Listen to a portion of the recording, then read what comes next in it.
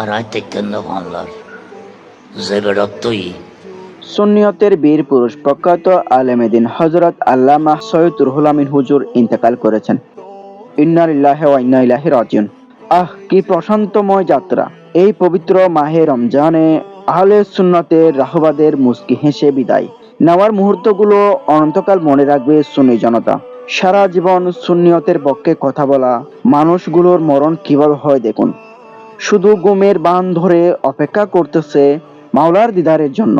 ওনাদের মরণ থেকে বোঝা যায় আহলে সুন্নাত ওয়াল জামাতের প্র্যাকটিক্যাল হক জান্নাত। আলহামদুলিল্লাহ, আল্লাহ রব্বুল আলামিন মরহুমকে জান্নাতুল ফেরদৌসের মাকাম দান করুক, আমিন।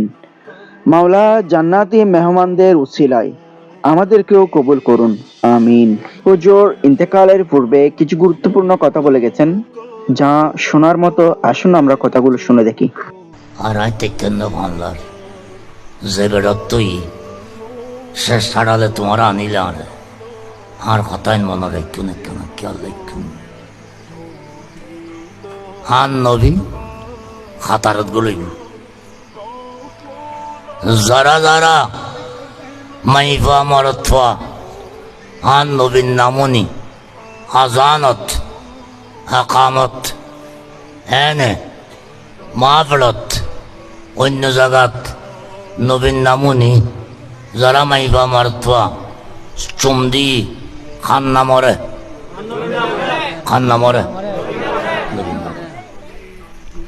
ফানা তোয়া লেবু হান নবী লাইনুত্তুন সুমদি নেবিয়াকুন বাসি বাসি বার গরিবু সুবহানাল্লাহ।